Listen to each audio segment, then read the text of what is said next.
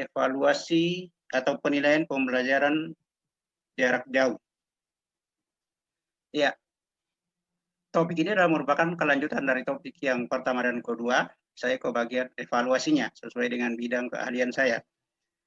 Pada prinsipnya kalau kita bicara tentang evaluasi pada masa pandemi, evaluasi pembelajaran ataupun lain pembelajaran, sama saja sebenarnya dengan evaluasi pembelajaran yang dilakukan secara langsung atau luring.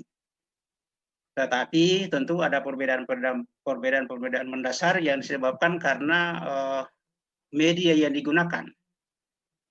Kalau bentuk tes yang digunakan mungkin sama, tapi bisa berbeda. Nanti kita lihat insya Allah nanti dalam bagian ini kita coba bahas satu persatu supaya nanti jelas bagi kita apa yang harus kita lakukan terkait dengan tugas guru atau tugas dosen terkait dengan pelaksanaan evaluasi atau penilaian hasil belajar pada masa pandemi atau pada pembelajaran jarak jauh yang sudah dilakukan oleh Universitas Terbuka dari dulu.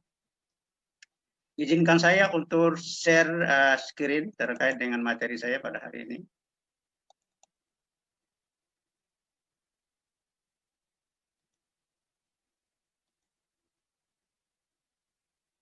Ya.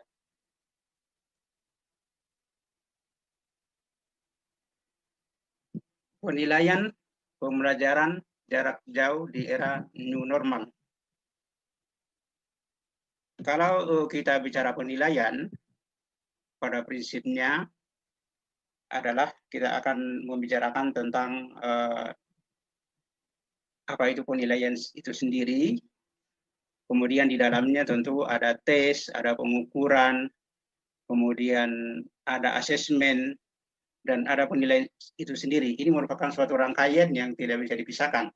Tapi sebelumnya kita pahami dulu bahwa pada dasarnya kondisi kita sekarang ini pada era new normal atau era normal baru mengharuskan kita untuk mengadakan pembelajaran secara daring atau secara online, di mana di tempat kita masing-masing, di rumah kita masing-masing, antara dosen atau antara guru dengan siswa, dengan memanfaatkan teknologi-teknologi yang ada sekarang ini, yang kita kenal seperti Zoom, WhatsApp, Google Meet, YouTube, dan seterusnya. Banyak sekali, nanti kita coba identifikasi banyak sekali media-media yang bisa digunakan dalam hal pembelajaran.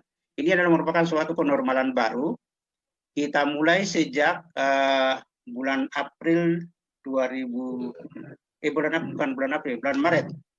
bulan Maret 2020 ini. Jadi pada saat itu kondisinya karena lockdown sehingga terpaksa kita harus mengajar dan kita harus belajar di tempat kita masing-masing dengan kondisi PSBB atau kondisi jaga jarak dan dengan menggunakan fasilitas Zoom atau Google Meet atau yang lainnya, termasuk WhatsApp yang untuk share materi pembelajaran. Kondisi ini tentunya adalah memaksa kita untuk memahami berbagai macam teknologi yang digunakan dalam pembelajaran. Yang tadinya kita tidak terbiasa, maka harus kita berusaha untuk terbiasa dan membiasakan diri dengan teknologi tersebut. Namun karena sesuai dengan pengalaman yang kita alami selama ini, pada kenyataannya, kalau kita mengajar, misalnya kita menggunakan fasilitas Zoom, maka mungkin kita yang ada di perkotaan seperti ini, kita tidak terlalu jadi kendala. Tapi mahasiswa yang adanya misalnya di kabupaten atau di daerah-daerah, itu agak kesulitan saya perhatikan. Ada yang Zoom-nya karena mencari sinyal, kemudian dia di bawah bukit, ada yang di jalanan, dan seterusnya. Semua itu sangat-sangat menarik sebenarnya, tetapi karena memang kondisi daerah mereka yang model seperti itu, ini merupakan masalah, saya kira masalah utama, tidak hanya di kita, tapi mungkin seluruh Indonesia, karena persoalan sinyal ini yang kadang-kadang menghambat kita untuk mengadakan pembelajaran ini. Saya perhatikan teman-teman kita seperti di Kota Bau-Bau misalnya, ternyata juga mereka itu agak kesulitan tentang Zoom ini karena pembelajaran melalui Zoom atau kuliah melalui Zoom itu memerlukan sinyal yang kuat, termasuk Google Classroom, termasuk Google Meet dan seterusnya. Itu ternyata membutuhkan atau dibutuhkan sinyal yang kuat untuk bisa membuka teknologi itu. Lain halnya dengan WhatsApp. WhatsApp kendati pun misalnya tidak terlalu kuat sinyalnya, tapi bisa kita gunakan. Tapi WhatsApp biasanya hanya kita gunakan untuk share materi kuliah atau materi pembelajaran. Tentu di sini ada kita perhatikan, kita coba buat dulu definisi penilaian pembelajaran. Penilaian itu adalah proses pengumpulan informasi untuk memantau kemajuan belajar, menentukan strategi pembelajaran, mencari cara terbaik untuk memfasilitasi belajar, dan mengambil keputusan tentang capaian dan perkembangan belajar atau kemajuan belajar siswa.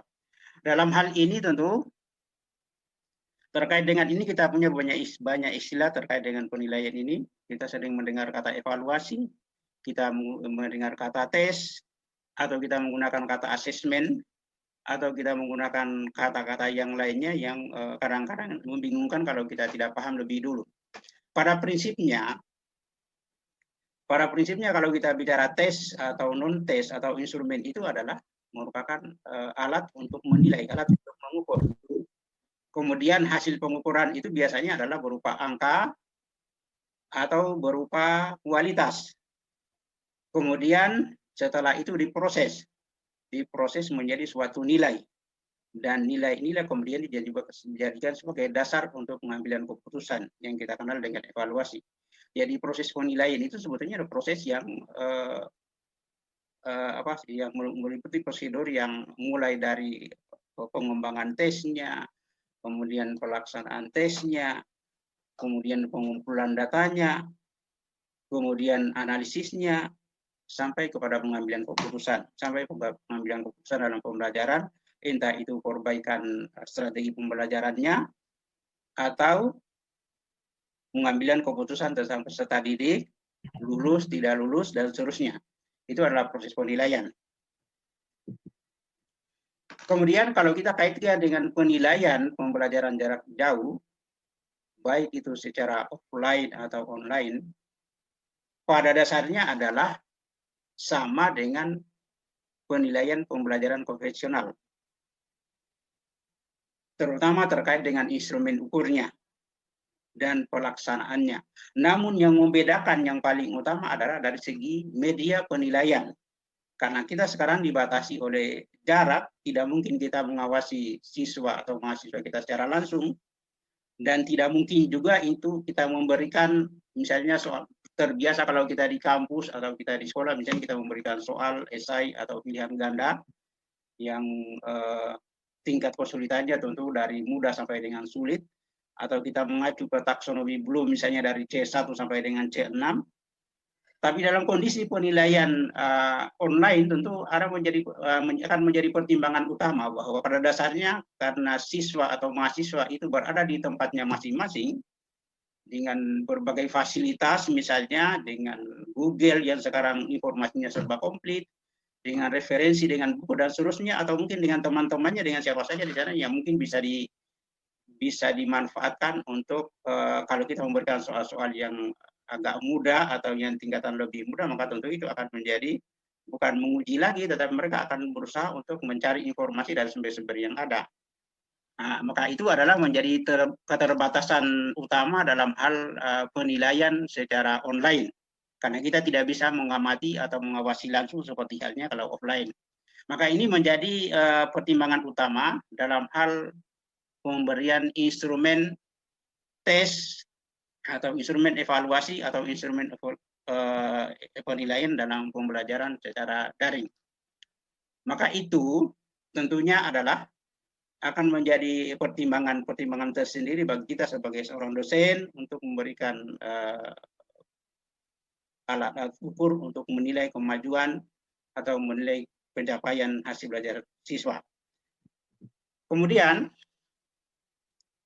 pada prinsipnya, sebelum kita melangkah lebih jauh, saya ingin menjelaskan tentang apa yang dilakukan oleh guru atau dosen dalam hal penilaian yang kita rangkum dalam prinsip-prinsip penilaian. Prinsip penilaian ini agak ada yang sama dan ada yang berbeda dengan penilaian yang dilakukan secara langsung atau offline. Yang pertama adalah sifat penilaian secara online itu adalah sifatnya terbuka. Terbuka itu maksudnya adalah pada saat kita memulai suatu proses pembelajaran, dari awal kita menyampaikan kepada peserta didik kita bahwa model ujian yang akan kita tempuh adalah seperti ini. Sehingga itu nanti akan menjadi kehati-hatian bagi peserta didik untuk menyiapkan dirinya, karena pada prinsipnya dengan keterbatasan seperti yang saya jelaskan di awal tadi, maka model instrumen yang kita akan gunakan tentunya akan berbeda. Saya sendiri pada saat mengajar secara online ke mahasiswa saya, biasanya saya banyak menggunakan makalah, atau kalau mengajar metodologi misalnya membuat proposal, sehingga memungkinkan mereka untuk bekerja mandiri dengan judulnya masing-masing tanpa harus menyalin atau membuka referensi untuk mengisi soal-soal. Dibayangkan saja misalnya kalau dalam kondisi seperti itu, mengajar online, kemudian kita berikan soal-soal yang ada dalam buku yang bisa dilacak melalui Google, sehingga sudah pasti itu bukan hasil pemikiran dari mahasiswa kita, dan mereka adalah hasil Google atau hasil dari referensi. Maka itu mungkin ini menjadi syarat utama atau menjadi pertimbangan utama pada teman-teman guru. Misalnya boleh saja kita menggunakan soal-soal yang sifatnya open book. Open book maksudnya ya bebas saja dia buka referensinya, bebas dia buka bukunya, tetapi tentu itu bukan salinan dari buku soal-soal yang kita berikan. Ini mungkin yang menjadi hal kenapa dia bersifat terbuka.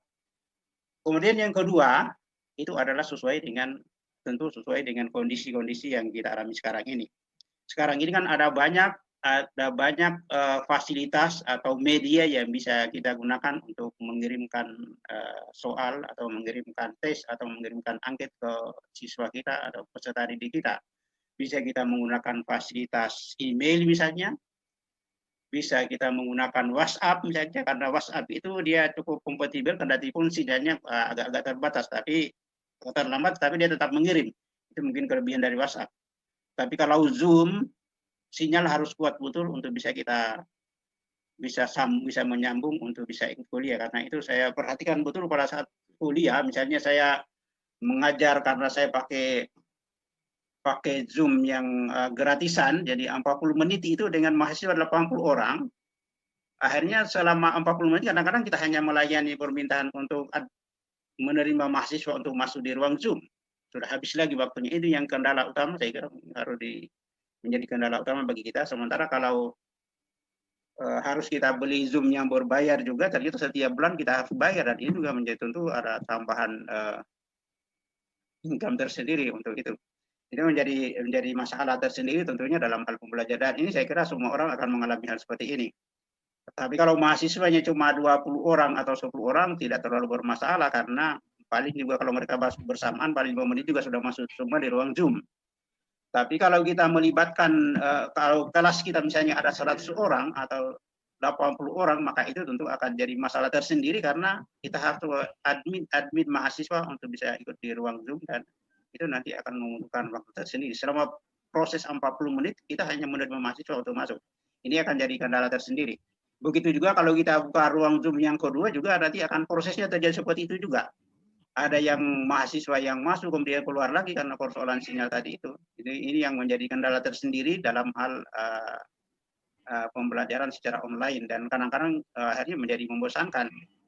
Kemudian yang berikutnya terkait dengan valid atau benar. Valid ini maksudnya adalah instrumennya tentu harus benar, sesuai yang diajarkan, sesuai materi yang sudah kita ajarkan, sesuai dengan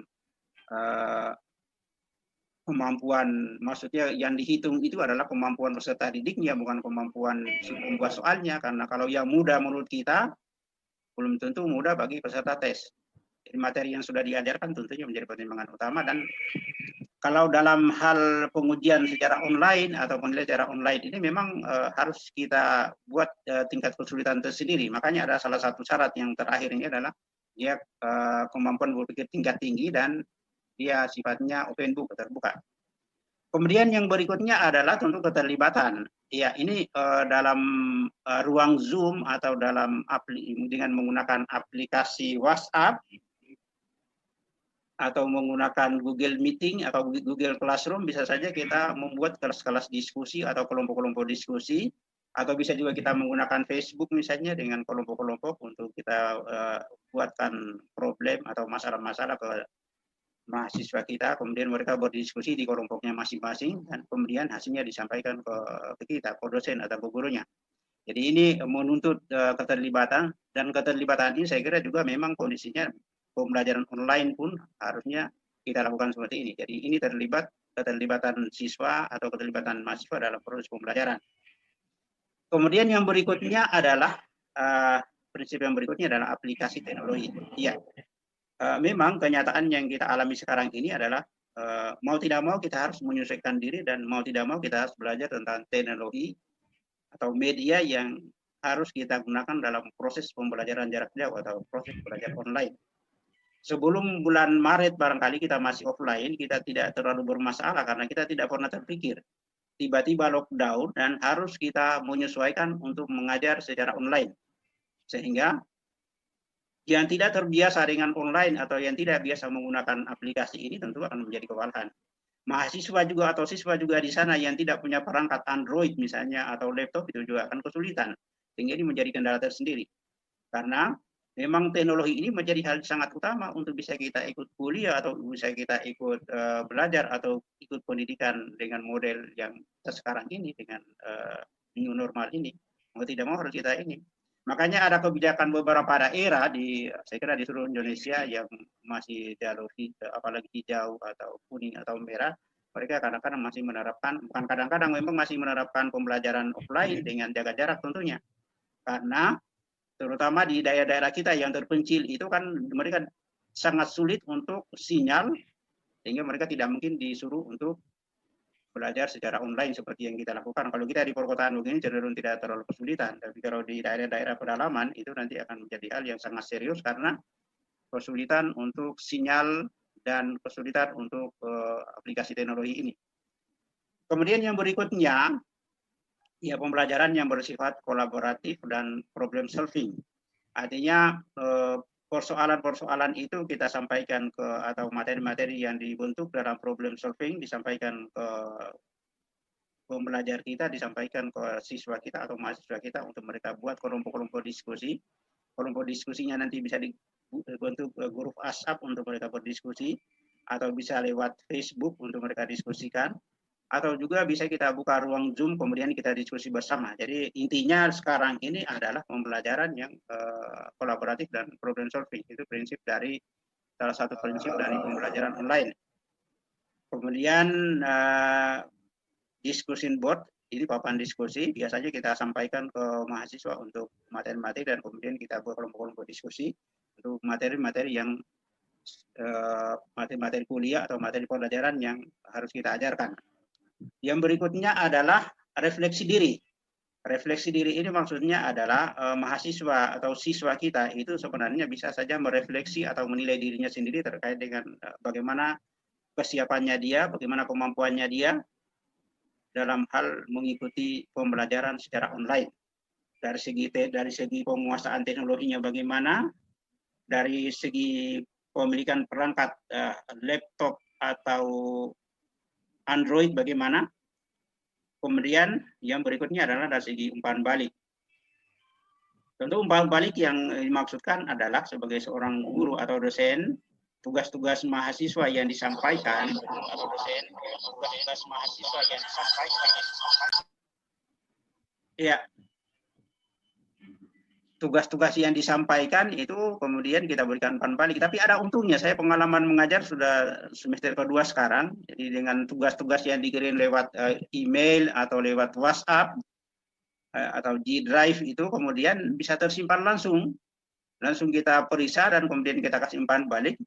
Ada mahasiswa orang yang tidak bisa mengukur kemampuannya, dia protes karena Pak saya tidak lulus Pak. Ya ini tugasnya ada, jadi saya merasa beruntung di sini karena dengan protes itu kemudian langsung saya kembalikan tugas itu karena saya periksa betul. Jadi orang langsung dia tahu bahwa ternyata kelemahan saya ada di sini. Kemudian yang terakhir prinsipnya adalah high order thinking skill. Kenapa harus ada ini? Karena pada prinsipnya kalau kita membuat soal atau kita memberikan instrumen evaluasi kepada mahasiswa, kalau kita menanyakan hal yang sifatnya remeh-temeh atau hanya C1, C2, menanyakan definisi-definisi, atau menanyakan pemahaman atau konsep-konsep yang ada di buku, maka itu sudah pasti akan dicari di sana, bukan hasil pemikirannya. Bisa dicari di Google dengan cara menulis kata kuncinya, kemudian langsung muncul jawabannya, atau bisa juga membuka bukunya. Sehingga sudah pasti tidak efektif kalau kita menggunakan soal-soal yang levelnya rendah. Maka itu prinsipnya kalau pengukuran jarak jauh, terutama untuk level mahasiswa atau SMA, maka itu gunakanlah soal-soal yang sifatnya high order thinking skill. Kalau di taksonomi Bloom itu disebut C4, analisis, kemudian C5, evaluasi, dan C6, kreasi atau pencipta. Inilah yang menjadi prinsip utama dalam hal penilaian jarak jauh. Prinsip ini tentu hampir sama atau sebagian sama dengan prinsip penilaian secara offline. Selanjutnya, tujuan dari evaluasi saya kira kita pahami bersama bahwa yang pertama adalah tentu memantau pencapaian hasil belajar, kemudian menentukan kebutuhan pembelajaran, apa yang harus diajarkan kembali, karena bagi kita guru atau bagi kita dosen dengan adanya evaluasi itu, maka selain kita mengetahui kelemahan dari mahasiswa kita, juga kita mengetahui kelemahan kita ada di mana. Kalau ada soal kemudian kebanyakan orang tidak bisa menjangkaunya, berarti ada kemungkinan ada kesalahan konsep, ada miskonsepsi, atau mungkin ada beberapa hal yang belum kita ajarkan terkait dengan bidang itu. Tentunya yang berikutnya adalah dengan adanya evaluasi atau dengan adanya penilaian itu, dengan adanya instrumen tes yang harus diselesaikan atau apa yang harus diselesaikan terkait dengan instrumen evaluasi, maka memungkinkan orang untuk termotivasi belajar. Jadi dapat memotivasi peserta. Maksudnya di sini adalah pelaksanaan penilaian itu salah satu tujuannya adalah untuk memotivasi. Dengan adanya itu maka mereka akan membuka kembali materinya, belajar kembali, dan dapat mengulang materi yang kita sudah ajarkan. Kemudian yang bagi guru adalah untuk mengajar lebih baik, maksudnya dengan hasil evaluasi yang rata-rata kurang misalnya, berarti ada hal yang harus dilakukan oleh guru untuk memperbaiki itu. Kalau sudah bagus semua, berarti misalnya perlu ditingkatkan lagi atau perlu dipertahankan, sehingga tentu harapan kita adalah mengajar itu akan semakin berkembang karena kita melihat bagaimana capaian peserta didik kita dengan adanya penilaian atau evaluasi itu sendiri. Kemudian yang berikutnya terkait dengan strategi pembelajaran kita, dengan menilai atau mengevaluasi itu sendiri, kita dapat menentukan, kita dapat mengevaluasi atau menilai bagaimana strategi pembelajaran atau model pembelajaran yang saya gunakan selama ini. Kalau hasilnya rata-rata bagus, berarti ya tinggal kita pertahankan, bahwa itu sudah bisa dipahami dan sudah bisa diikuti peserta didik. Tapi kalau ternyata hasilnya juga rata-rata rendah, itu juga tidak bisa kita salahkan sepenuhnya peserta didik, karena berarti ada yang kurang juga dari kita sebagai seorang guru dan harus kita perbaiki. Tentu yang berikutnya adalah pertanggungjawaban atau akuntabilitas lembaga kita kepada masyarakat, karena kita ditugasi untuk mendidik anak-anak mereka, dan apa yang dicapai oleh peserta didik dari lembaga kita tentu adalah dengan nilai ini salah satunya nanti merupakan pertanggungjawaban kita kepada mereka. Yang berikutnya adalah dengan adanya penilaian tentu kita bisa melihat kualitas pendidikan kita bagaimana. Makanya alat ukur yang paling utama untuk melihat kualitas pendidikan itu salah satunya adalah dengan mengadakan tes atau penilaian itu sendiri. Makanya ujian nasional itu sebetulnya dengan yakinnya pemerintah setelah mengadakan ujian nasional kemudian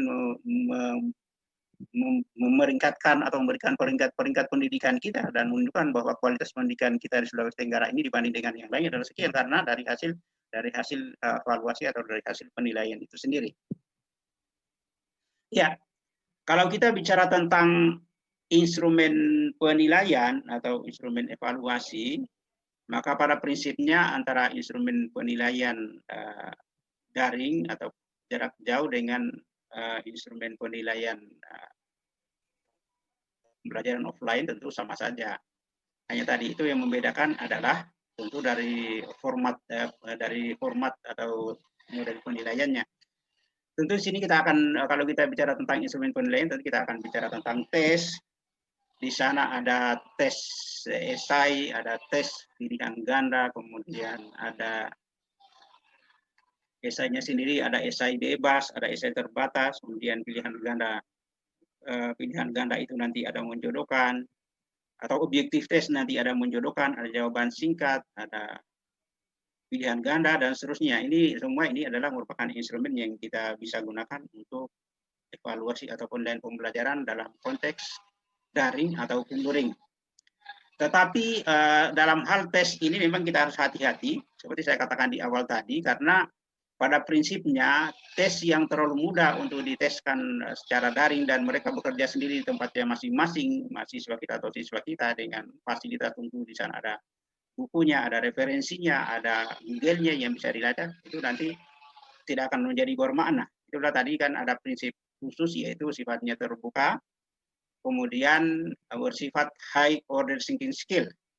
High order thinking skill itu nanti ya tentu C4, C5, dan C6. Itu yang menjadi hal utama yang harus dilakukan terkait dengan penilaian jarak jauh, terutama di kalangan mahasiswa. Dan kalau kalangan mahasiswa sebenarnya kalau saya lebih cenderung menggunakan penilaian unjuk kerja. Jadi kalau saya mengajar metodologi maka tentu produknya itu adalah misalnya membuat proposal. Jadi saya bagaimana menulis proposal yang baik dan produknya adalah proposal itu sendiri. Ini akan lebih bisa untuk membedakan antara pekerjaan satu dengan yang lainnya, dan mereka tidak mungkin kerjasama karena mereka membuat judul yang berbeda dan judul itu juga kita sudah sepakati di awal dan itu tercatat sehingga mereka akan bekerja sesuai judulnya masing-masing. Jadi bagaimana membuat intinya, karena kalau kita kuliah metodologi ya membuat proposal dan kemudian membuat mini skripsi kalau mahasiswa S1.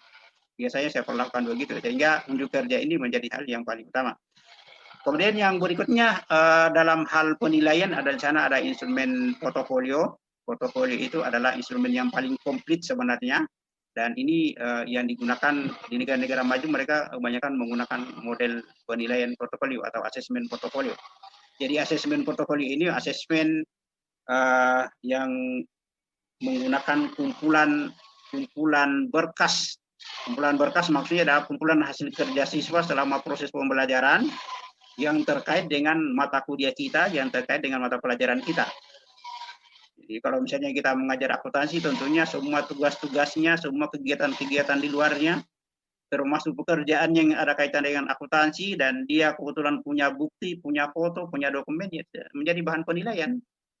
Jadi orang kalau dengan portofolio ini akan dinilai betul-betul sesuai dengan kelebihannya masing-masing.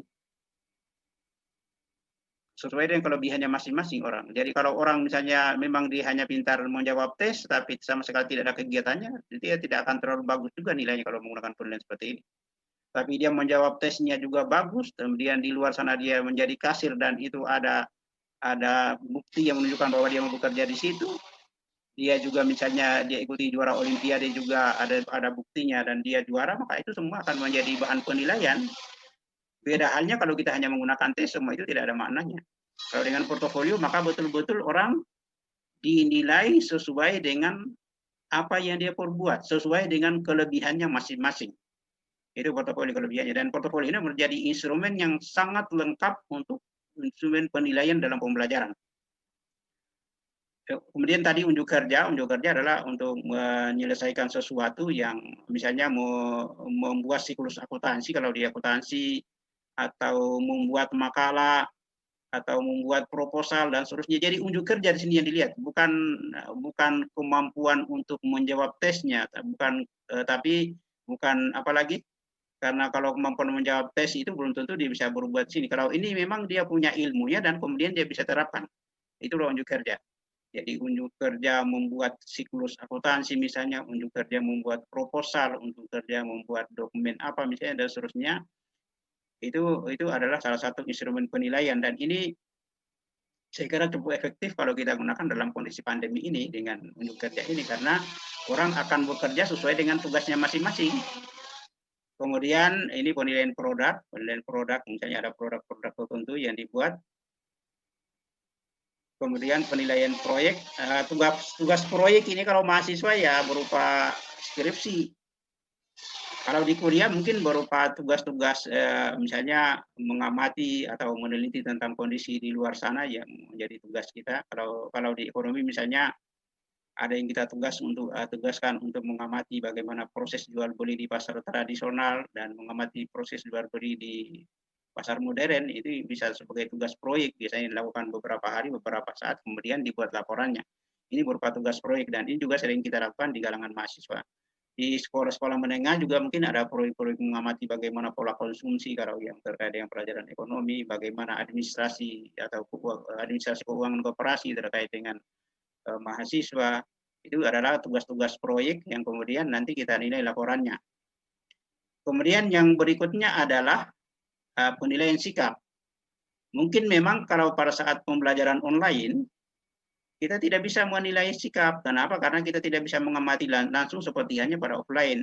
Tetapi bisa kita atasi dengan membuat, misalnya bisa saja kita membuat angket, kemudian kita kirimkan ke emailnya masing-masing untuk direspon. Boleh juga kita buat seperti itu untuk penilaian sikap. Tapi ini adalah salah satu bagian dari teknik penilaian, karena pada prinsipnya kalau dalam pembelajaran itu ada 3 aspek yang harus dicapai, yaitu aspek kognitif, afektif, dan psikomotor. Kalau kognitifnya itu pasti diukur dengan tes, kemudian afektifnya atau sikapnya itu biasanya kita menggunakan skala, atau bisa juga pengamatan, atau bisa juga penilaian diri. Sedangkan aspek psikomotornya bisa saja kita menggunakan pengamatan psikomotor, tapi kalau dalam hal pembelajaran secara online ya tidak mungkin kita bisa mengamati langsung. Maka ini juga bisa saja kita membuat daftar cek untuk kita kirimkan lewat email mereka masing-masing untuk diisi sesuai dengan apa yang kita ajarkan. Kemudian yang terakhir adalah penilaian diri atau dikenal dengan jurnal. Kalau penilaian diri sama dengan jurnal. Ya, penilaian diri atau self assessment juga adalah merupakan salah satu instrumen penilaian dalam pembelajaran jarak jauh. Ini bisa kita lakukan dengan cara memberikan tugas mereka untuk menilai atau menilai diri mereka terkait dengan bagaimana keterlibatan mereka, bagaimana tanggapan mereka tentang mata kuliah yang kita ajarkan. Dan ini merupakan salah satu bahan penilaian. Jadi pada prinsipnya, ketujuh instrumen ini adalah mencakup 3 aspek tadi, kognitif, afektif, dan psikomotor. Dan semuanya bisa kita lakukan dalam hal penilaian secara online. Bisa kita lakukan semuanya. Tentu tergantung dari media apa yang kita akan pilih untuk mengirimkan instrumen kita untuk menilai siswa atau mahasiswa kita. Ya, saya coba mengidentifikasi di sini media-media yang biasa digunakan untuk pembelajaran dan tentu untuk menilai proses dan hasil pembelajaran melalui daring atau offline. Yang pertama adalah bisa kita menggunakan Google Formulir. Jadi untuk mengirimkan soal, untuk mengirimkan tugas kepada peserta didik kita, bisa kita menggunakan Google Formulir. Google Formulir ini semua jenis soal bisa kita buat di sana, entah esai, entah pilihan ganda, dan ini juga cukup aman. Maksudnya bisa kita kirimkan ke email masing-masing untuk diisi, baru kemudian dikembalikan lagi kita ke email kita. Ini bisa efektif untuk menguji siswa kita, untuk menguji capaian dari mahasiswa kita pada saat kita mengajar. Dan Google Formulir ini bisa digunakan untuk soal esai, bisa digunakan untuk soal pilihan ganda, bisa untuk gambar-gambar dan seterusnya. Yang berikutnya adalah Google Classroom. Ini Google Classroom juga sebenarnya dia hampir sama dengan Zoom, itu menyediakan distribusi pembelajaran dan secara online. Bisa juga kita mengirimkan file-file melalui Google Classroom, dan ini merupakan salah satu media yang bisa kita gunakan untuk mengevaluasi hasil belajar dalam mata kuliah kita atau dalam pembelajaran kita. Kemudian yang berikutnya juga yang sering digunakan orang adalah Kahoot dan Quizizz. Ini adalah media evaluasi pembelajaran secara online lain, yaitu melalui kuis online yang interaktif. Ini salah satu media yang bisa digunakan untuk menguji atau untuk menilai keberhasilan dari proses pembelajaran yang kita sudah gunakan. Kemudian yang berikutnya adalah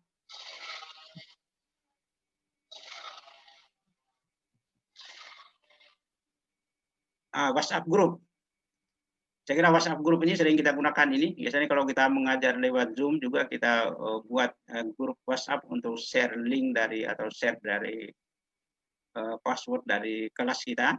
Dan ini biasa kita gunakan bersamaan dengan yang lainnya. Jadi, tapi lewat WhatsApp ini juga bisa kita share soal atau kita share dokumen atau kita share video untuk didiskusikan atau kita bikin grup-grup WhatsApp untuk diskusi ke kelas kita.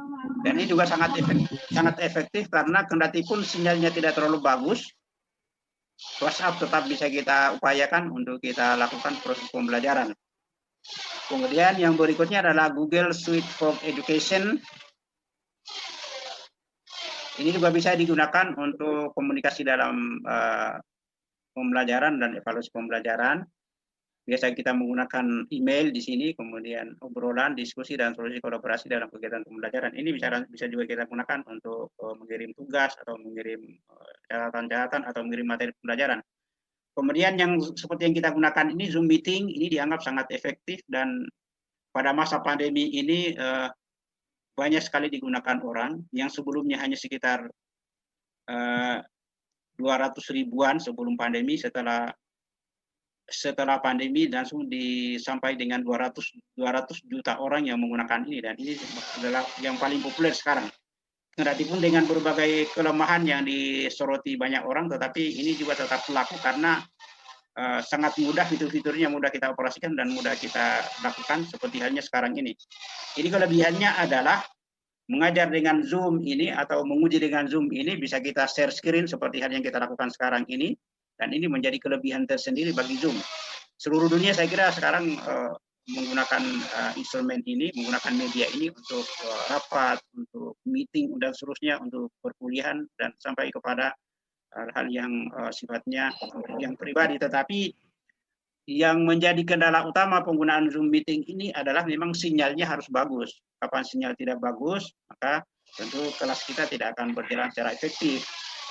Jadi biasanya akan berlangsung bagus kalau sinyal bagus. Dan ini saya lihat kendala utama yang kita temukan, dan pengalaman kita mengajar, saya lihat kalau anak-anak mahasiswa di kampung-kampung mereka agak kesulitan. Saya perhatikan pada saat kuliah ada yang di bawah pohon, ada yang di bawah kandang ayam dan seterusnya, dan itu semua mereka harus lakukan karena sinyal hanya ada di sana. Ini menjadi kelemahan dari Zoom ini, tapi kendati pun demikian ini dianggap sebagai room yang paling efektif sekarang ini untuk kuliah yang dilakukan secara online. Kemudian ada juga Facebook. Facebook ini bisa kita gunakan juga untuk media share soal, tugas, atau media chat untuk diskusi dengan siswa atau mahasiswa, juga cukup efektif juga. Cuman ini juga tidak terlalu relevan kalau dari segi sinyal karena kita bisa menunggu dan pengiriman juga bisa relatif mudah. Hanya saja biasanya kalau sinyalnya tidak bagus juga agak berat untuk masuk di sini. Kemudian yang berikutnya adalah Edlink.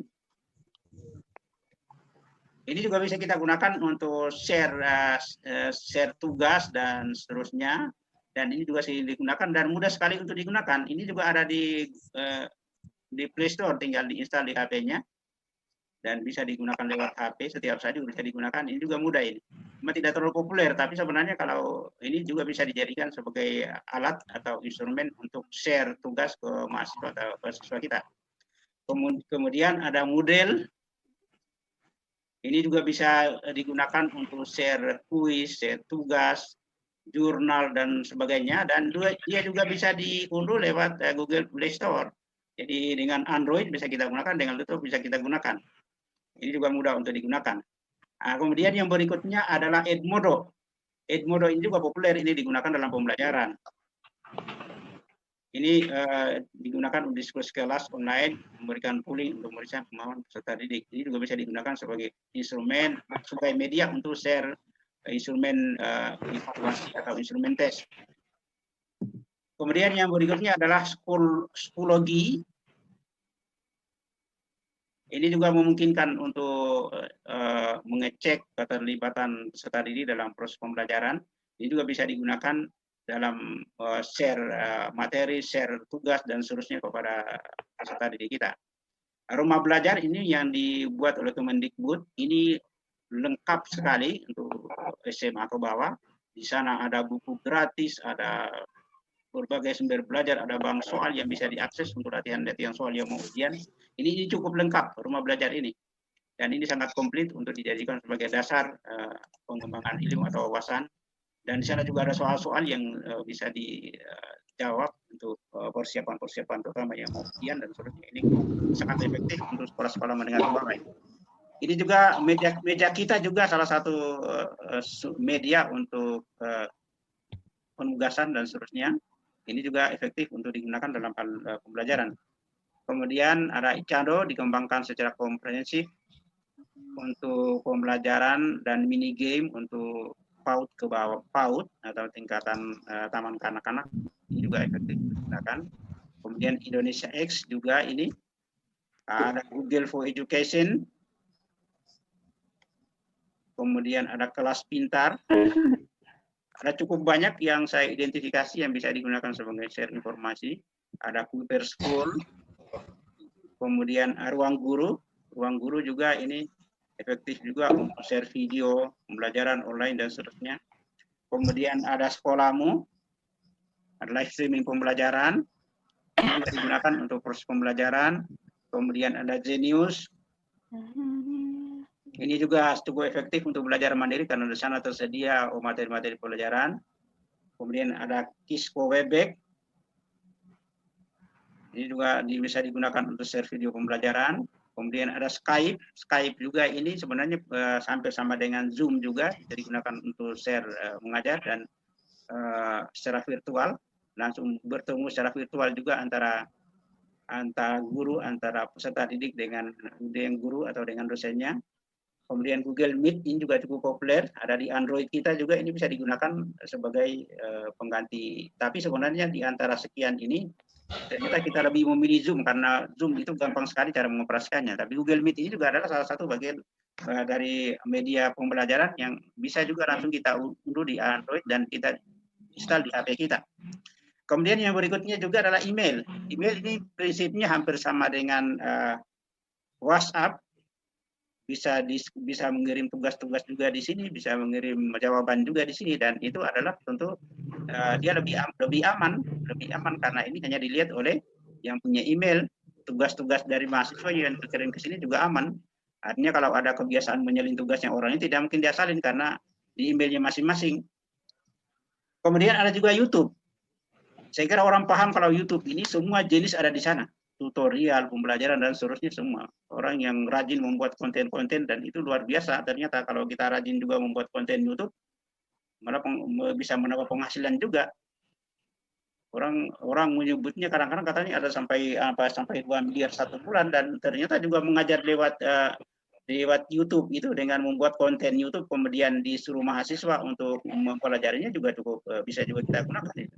Jadi mengajar juga sekaligus bisa kita gunakan untuk cari income, bikin tutorial, bikin apalagi konten YouTube tentang pembelajaran, video pembelajaran, mengajar juga ke siswa kita, ke murid kita, ke mahasiswa kita, tapi kemudian ditonton orang, semakin banyak ditonton, akhirnya juga dimasuki iklan, dan itu menjadi sumber income bagi kita juga, bagi guru atau dosen. Ini saya kira hal sangat menarik YouTube. Menurut saya ini sangat menantang untuk bisa kita jadikan sebagai media untuk pembelajaran, untuk share informasi. Saya kira saya lanjut dengan tadi ada salah satu syarat bahwa kalau kita membuat, satu prinsipnya kalau membuat instrumen online, di mana di rumahnya masing-masing siswa atau mahasiswa kita bekerja, di sana ada fasilitasnya, ada bukunya, ada videonya, ada internetnya, ada Google-nya, yang katanya Google itu hampir semua hal bisa kita tanya di situ. Maka kalau kita hanya menanyakan hal-hal yang sifatnya rendahan, yang sifatnya hafalan, tentu itu bukan hasil pemikirannya mereka, sudah pasti itu. Maka itu dalam hal pengukuran, dalam hal penilaian jarak jauh dalam masa pandemi sekarang ini, maka kita dituntut kemampuan untuk mengembangkan instrumen evaluasi yang sifatnya adalah high order thinking skill. High order thinking skill ini sebenarnya terdiri dari dua bagian, yaitu creative thinking skill dan ya berpikir kreatif dan berpikir apalagi kreatif thinking skill dan high order thinking skill. Nah, kalau dalam taksonomi Bloom itu mereka masuk tingkatan C4, C5 dan C6. Tentu ini soal-soalnya adalah soal-soal yang sulit. Kemudian syarat yang berikutnya tadi adalah soal-soal yang sifatnya open book. Kenapa harus open book? Karena biarkan dia menjawab, dia buka bukunya juga tidak akan ketemu karena kita tidak menyalin di sana, tapi itu butuh pemikiran untuk bisa menjawab soal-soal yang kita buat. Maka itulah kita harus bisa menjangkau pada tingkatan analisis, evaluasi, dan mencipta. Itu saya kira materi yang bisa saya berikan. Saya kembalikan ke moderator.